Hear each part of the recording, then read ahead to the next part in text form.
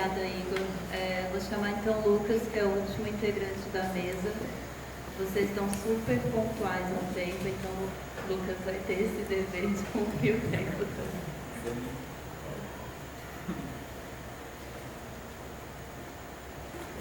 Bom dia, gente.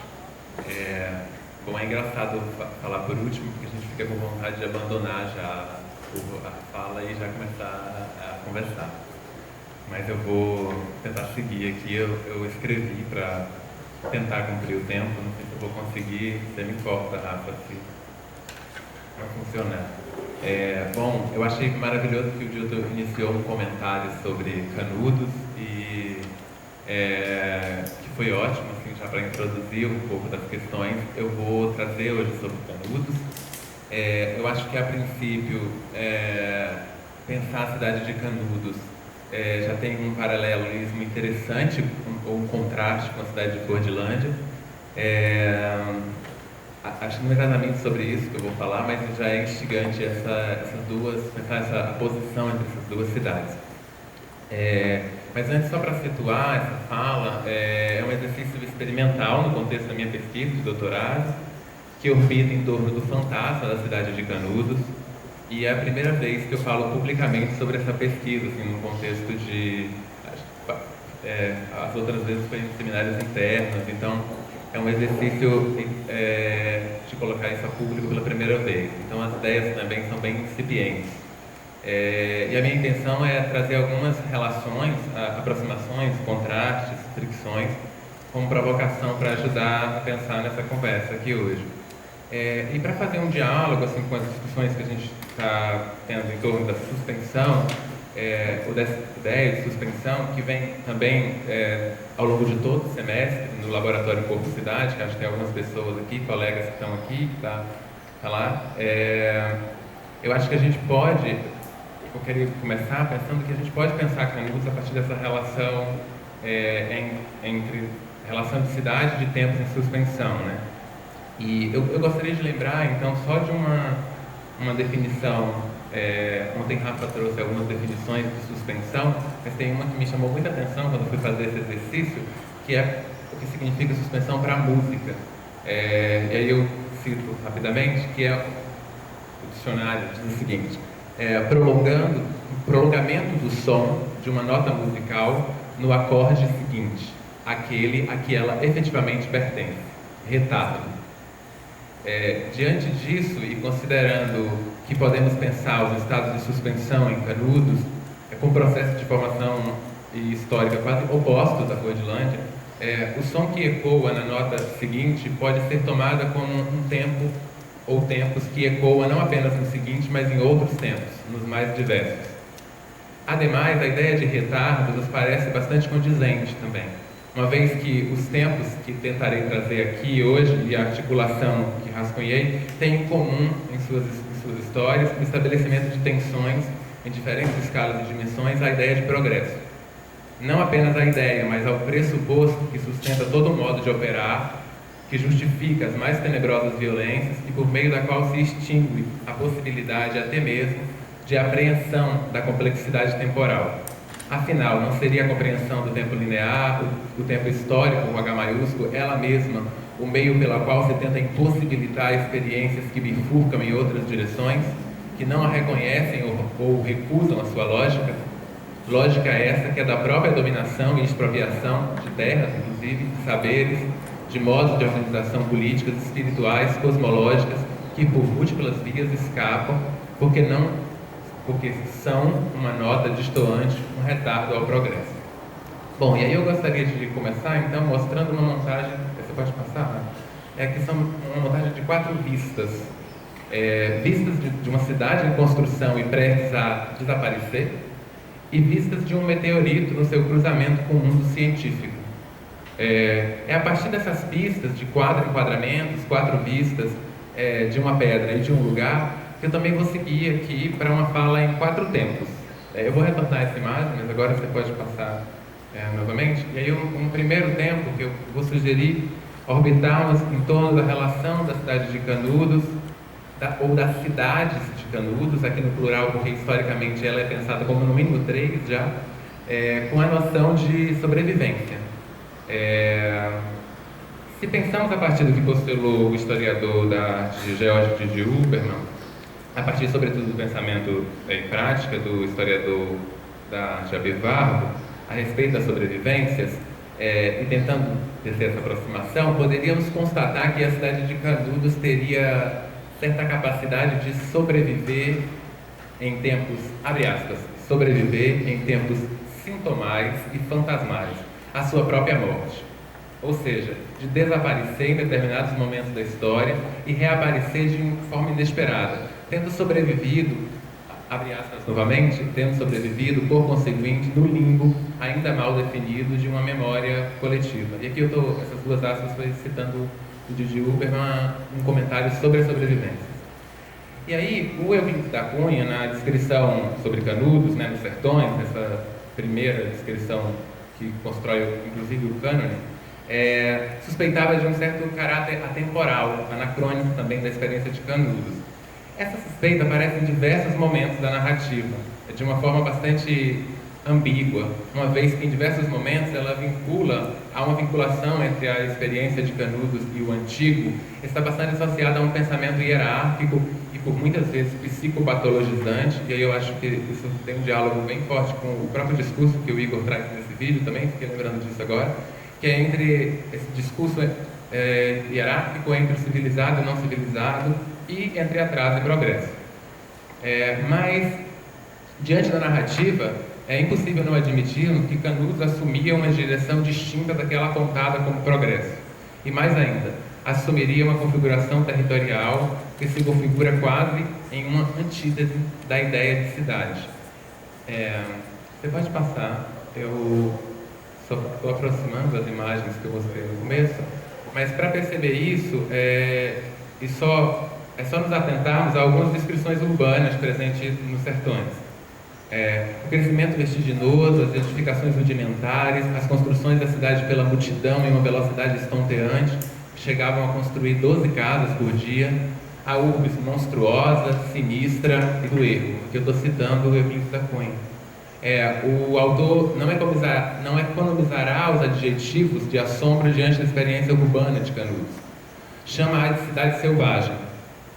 A geografia e a natureza, entre o religioso e o psicopatologizante, são recorrentes chaves utilizadas pelo autor para compreender ou ainda justificar uma espécie de inexplicável força e um problema que era identificado à época de uma capacidade bélica da comunidade.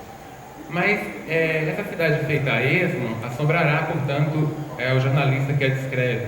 E esse lugar que já nascia antigo, né, feito de ruínas. Mas em alguns momentos, e aí é isso que é interessante, mesmo dentro desse olhar, e justamente a partir dele, aparece, né, no livro dos Sertões uma ideia, um vislumbre de um certo anacronismo de Canudos, vislumbrando uma cidade de um outro tempo, ou fora do seu tempo. E aí, em um dado momento, ao se referir ao que se entendia como, né, o Dito comentou essa discussão, mas ao que se colocava como guerra, né, e ao se referir a uma justificativa da guerra, em uma chave de leitura próxima à descrição da conformação urbana, no sentido de uma psicose coletiva, aparece o seguinte trecho: porque essas psicoses epidêmicas, né, que era como ele estava se referindo ao episódio de Canudos, despontam em todos os tempos e em todos os lugares como anacronismos palmares, contrastes inevitáveis na evolução desigual dos povos, patentes sobretudo quando um largo movimento civilizador lhe impele vigorosamente as camadas superiores. E aí eu queria trazer, para colocar em relação com isso, um comentário, voltar ao comentário sobre sobrevivência do Didi Huberman, sobre a ideia de sobrevivência de Didi Huberman, sobretudo quando ele vai discutir a aproximação dessa ideia de sobrevivência com a antropologia do século XIX, mais especificamente ao conceito de survival do Edward Tylon. E aí ele está falando, o Didi Huberman fala de um princípio metodológico da inatualidade, que é isso que emergeria sob uma forma de fantasma ou de sintoma, e ele menciona que a partir da compreensão dessa inatualidade se chegaria a uma espécie de nó de tempo difícil de decifrar. E aí abre aspas, pois nele se cruzaria incessantemente movimento de evolução e movimentos resistentes à evolução. Aqui eu vou fazer uma substituição ligeiramente irresponsável, mas eu acho que para não entrar exatamente nessa discussão da evolução, eu vou substituir, eu gostaria de ler esse trecho, substituindo a ideia de evolução por progresso. Então, esse nó de tempo se cruzaria incessantemente o movimento de progresso e os movimentos resistentes ao progresso. Eu peço perdão por essa substituição, mas acho que meu propósito aqui é sugerir um contraste dessa descrição euclidiana de Canudos com certa ideia de sobrevivência, com o intuito de reconhecer ou ainda de indagar o que sobrevive da experiência de Canudos nos seus relatos. Ou ainda, como que em um relato, a princípio, do lado do progresso, pode ser ainda assombrado por essa experiência. De certa maneira, essa imagem como uma experiência de cidade anacrônica, fantasmática ou sintomal, e por que não, espectral, que já podemos encontrar descrita na própria narrativa dos sertões, me parece um ponto de inflexão bastante instigante para pensar a natureza dessa cidade. Aí você pode passar, eu vou passar para um segundo tempo, que é o tempo da pedra, que eu chamei de tempo da pedra, tempos imemoriais. E aí, esse paralelismo entre os enquadramentos de Canudos aí você pode passar já. Esse paralelismo que eu apresentei no começo, entre o enquadramento de Canudos e do meteorito de Bendengó, que é esse meteorito aí, traz para nós diversas nuances, camadas. A primeira diz respeito ao próprio modo como esse meteorito ressurge agora, tal como uma sobrevivência, ou nesse caso, acho que seria mais um sobrevivente. Eu estou me referindo ao incêndio do Museu Nacional e à imagem que apareceu em diversos jornais no dia após o incêndio, apresentando o meteorito de Bendegó impassível, para usar um termo euclidiano, diante dos destroços, que traz para a discussão a própria história desse meteorito, mas sobretudo num certo sentido metafórico, ou até metonímico, no sentido de que a peça do acervo representou o próprio museu, no sentido de uma resistência que ele assumiria diante do fogo. E o que tem de instigante para nós também é a própria história de chegada desse meteorito no Museu Nacional. Porque ele foi retirado... você pode passar, Rafa, por favor?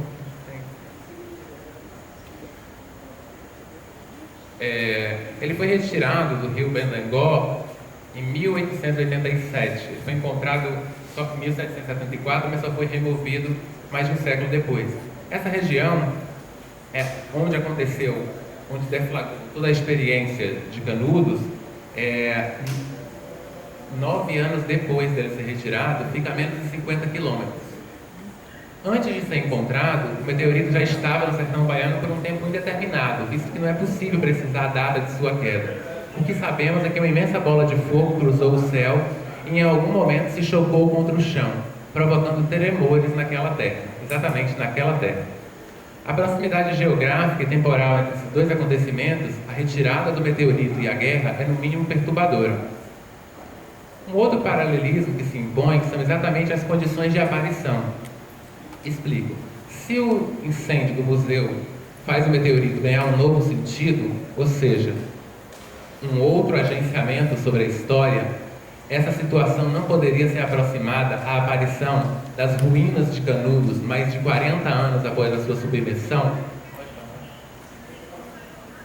E aqui, só para contextualizar, a cidade reconstruída após a barbárie e a destruição, que a gente compreende como a guerra, foi novamente destruída, ou melhor, submergida pela construção do açude de Cocorobó, construída entre os anos 50 e 60, período do desenvolvimentismo brasileiro. E a cidade foi completamente coberta 3 anos antes da inauguração de Brasília. Essa imagem aqui é dos anos 90 e é uma das primeiras aparições das ruínas da cidade devido à seca que baixou o nível da água. Bom, acho que pode passar. Bom, e aí o artista indígena Gustavo Caboclo, recentemente, desenvolveu um conjunto de trabalhos relacionados a esse meteorito do Bendengó. E ele sugere uma coisa muito instigante, ele faz a seguinte provocação, abre aspas, a pedra do céu nos conta um sonho.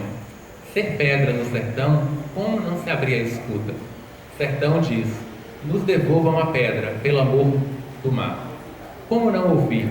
Onde é que caiu a pedra do céu? Sua alma veio junto ou ficou lá quando deram pé à pedra? Os dois? Quem é você, vovô? Pedra do céu?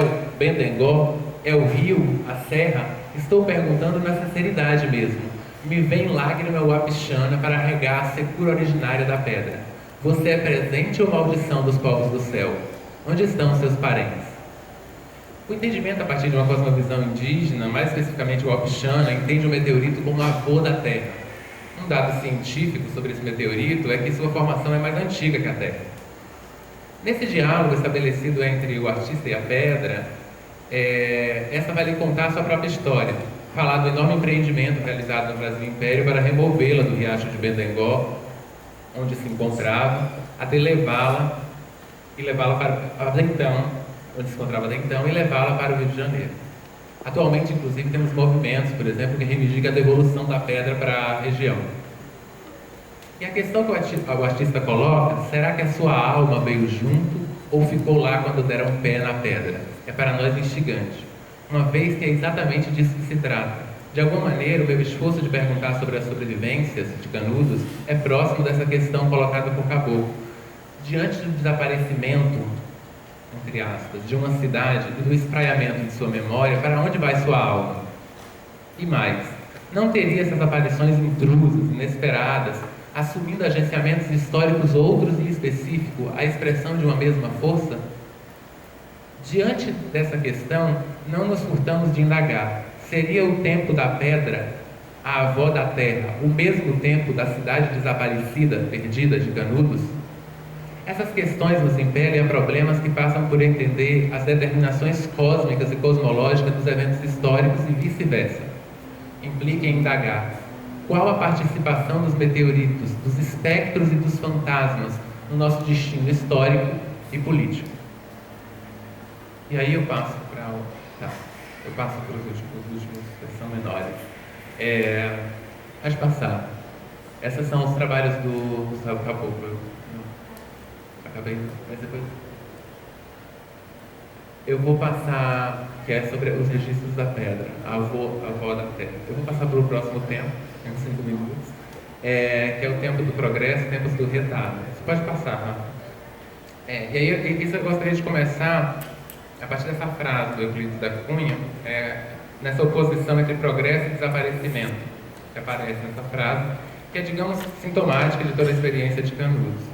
Em um comentário sobre esse trecho, feito pelo Carlos Eduardo Smith de Capella, ele sugere uma interpretação crítica, sinalizando que essa aparente oposição entre progresso e desaparecimento pode ser enganosa, uma vez que sabemos que é característica do próprio progresso a produção de ruínas, ou seja, de arruinamentos. Nos termos dele, então, progredir significa fazer derruir, oferecendo um contraste a essa ideia. Mas essa tensão entre arruinamento e progresso, de algum modo, aparece de forma bastante explícita em relação a Canudos, vídeo próprio clássico dos sertões. E me parece um ponto interessante para essa nossa conversa, pois, como vimos a princípio, podemos pensar que as sobrevivências como um ponto crítico à temporalidade imposta pelo progresso e, mais especificamente, em alguns casos, de civilização e da ruína. Essa força de oposição que se estabelece de forma a produzir um nó complexo de tempo entre o tempo do progresso e o tempo e tempos outros ganha contornos ainda mais instigantes se pensamos a partir de um lugar. E aí, para fazer coro, então, aos aspectos da cidade e a pedra avó da terra, e para delinear essa força inatual que as habita, eu gostaria de, paradoxalmente, trazer o exemplo atual e compor essa constelação de tempos retardatários.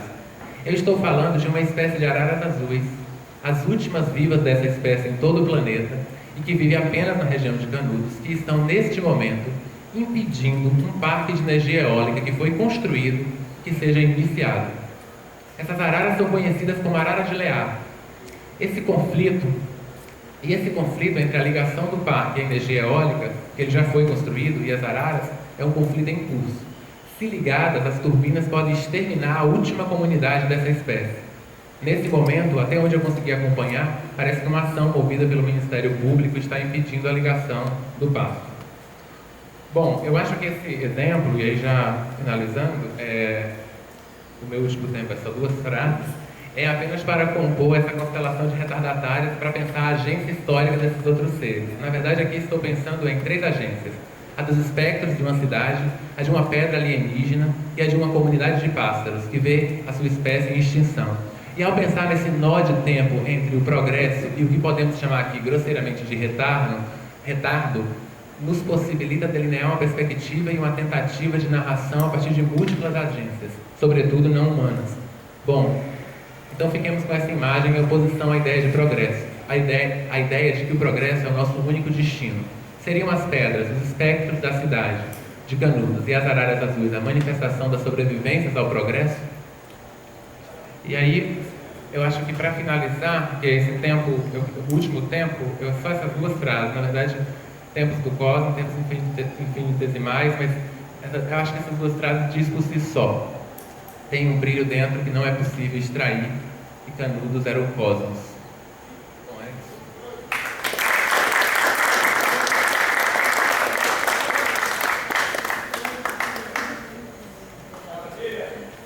Todo mundo super dentro do tempo. Eu vou chamar então o Chico para começar o debate. Chico, vem sentar aqui, por favor. E aí eu chamo todo mundo da mesa para sentar aqui também, Ana Lu, Igor, Dila.